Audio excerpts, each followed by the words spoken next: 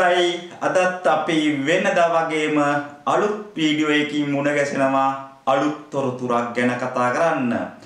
අපි දන්නවා මේ කාලේ වෙනකොට ඉතාලියේ ජීවත් වෙන ගොඩාක් ශ්‍රී ලාංකිකයෝ පෙර්මෙස්සේ සොජෝර්නෝ එකට අයිදුම් කරලා මේ පෙර්මෙස්සේ සොජෝර්නෝ එක ලැබෙනකම් බලා ඉන්න කාලයක්. ඒ තමයි 2020 සනතෝරියා නීතිය යටතේ පෙර්මෙස්සේ සොජෝර්නෝ අයිදුම් කරපු අපේ ශ්‍රී ලාංකිකයෝ. ඉතින් අදත් අපි ඒ ගැන තොරතුරක් කතා කරන්න සූදානම් වෙනවා.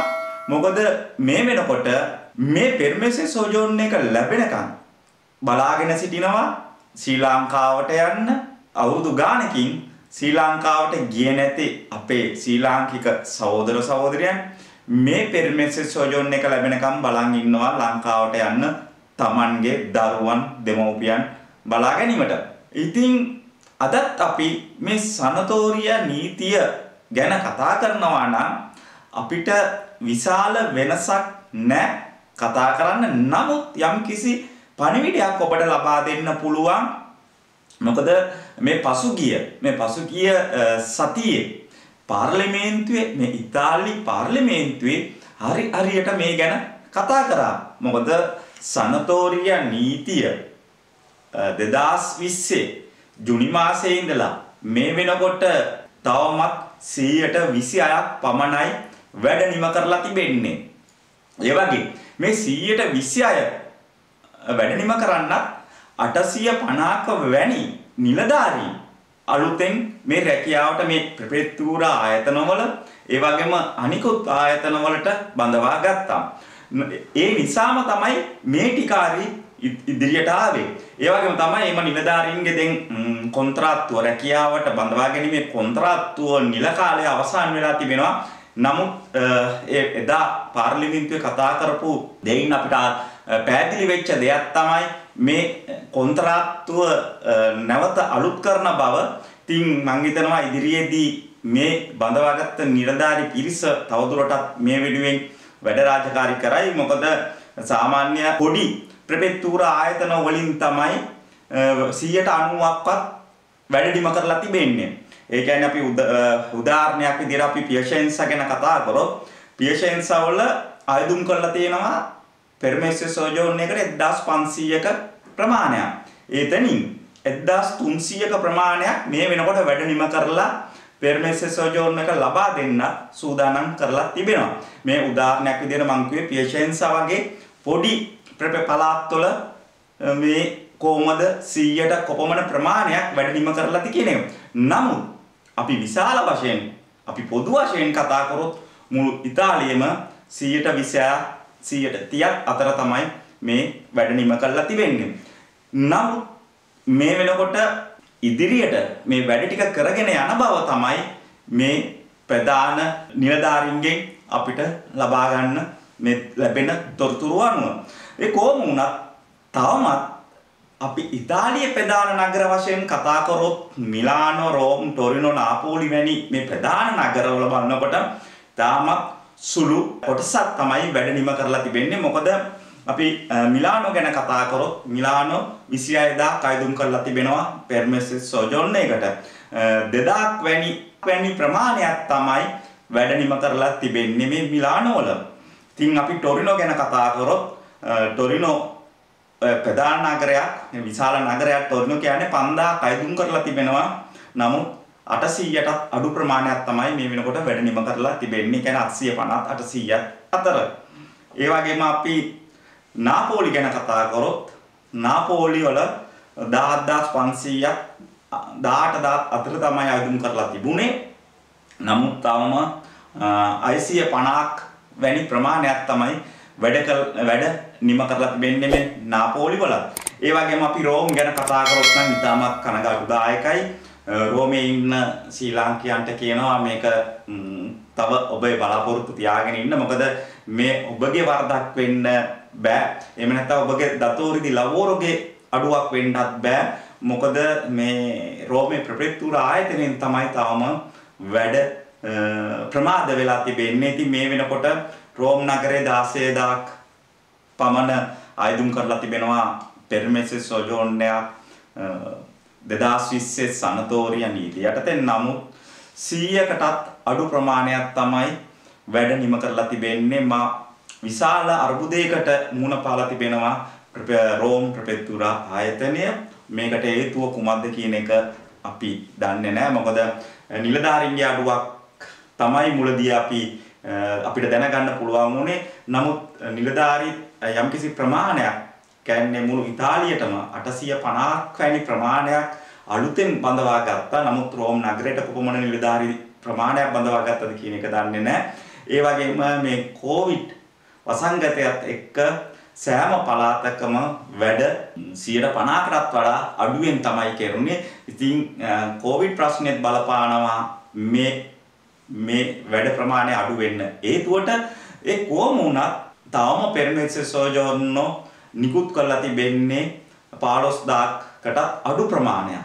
ඉතින් ඔබට පෙර්මෙස්සේ සෝජෝර්නෝ එක ලැබුණේ නැහැ කියලා ඔබට තාම පෙර්මෙස්සේ සෝජෝර්නෝ එකට කතා කරේ නැහැ කියලා ඔබ ඒ වෙනුවෙන් කනගාටු වෙන්න එපා. නමුත් පරක්කු වීම නම් සියලු දෙනාටම පොදු වශයෙන් පරක්කු වෙනවා. මොකද මේ ප්‍රමාදය තිබෙන්නේ මේ නිලධාරීන්ගේ.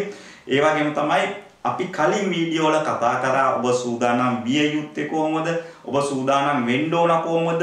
මොනවද මේවට ලෑස්ති කරගන්න ඕන කියන එක ඔබ ඒ අවශ්‍ය කරන ලියකියවිලි ලෑස්ති කරගෙන ඉන්න.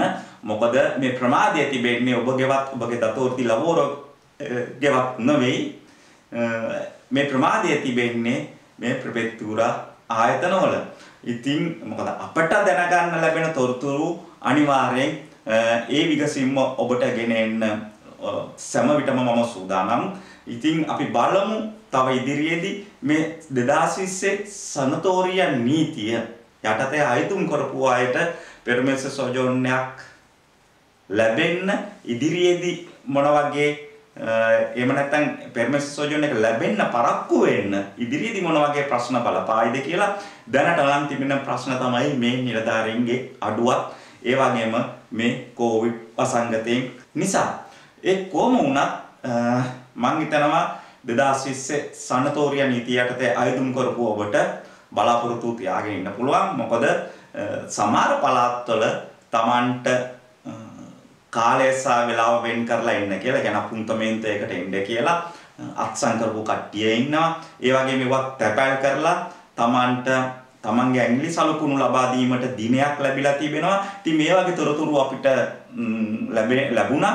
ඉතින් ඒ තොරතුරුත් ඔබට ගෙනාවේ ඒකයි. මොකද මේ වෙනකොට අපේ ශ්‍රී ලාංකිකයන්ට පෙර්මෙස්සේ සෝජෝර්න එක ලබා ගැනීමට ඒ කටයුතු කෙරීගෙන යනවා. ඉතින් මේ පරක්කු වෙන්න හේතුව මම අර කලින් පැවසුවා වගේ ඉතින් පෙර්මෙස්සේ සෝජෝර්න එක බලාපොරොත්තුව ඔබ ඉන්න. අනිවාර්යයෙන්ම ඔබට පෙර්මෙස්සේ සෝජෝර්න එක ලැබෙයි. නමුත් ඔබගේ පැත්තෙනුත් අර මම පෙර කිව්වා වගේ කලින් වීඩියෝ වල කිව්වා වගේ ඒ වගකීම් කොටස ඉටු කරන්න. එහෙමනම් ඒ වගේම තමයි මේ දෙක්‍රේතු ප්ලුස්සි කියන එක. මේ දෙක්‍රේතු ප්ලුස්සි කියන එකටත් අපි දන්නවා මේක ආයදුම් කරන්නේ කොහොමද කියන ඒවා අපි කලින් වීඩියෝ වල අපි කතා කරලා තිබෙනවා. මේ දෙක්‍රේතු ප්ලුස්සි එකට රැකියාවකට තමයි මේ කම්කරුවෙක් එහෙම නැත්නම් රියදුරෙක් වැනි කෙනෙක් ඉතාලියට ගෙන්වන්න පුළුවන් කියන එක. නමුත් ඒක සියලුම රැකියා යෝජකයන්ට පුළුවන් කමක් නැහැ. ඒකට සුදුසුකම් තිබෙන්න ඕන. ඉතින් නමුත් ලංකාවේ මේ වෙනකොට ලංකාවේ සිටින අපේ ශ්‍රී ලාංකික සහෝදර සහෝදරියන් නිතරම මට දුරකථනයෙන් මාව සම්බන්ධ කරගන්න උත්සාහ කරනවා.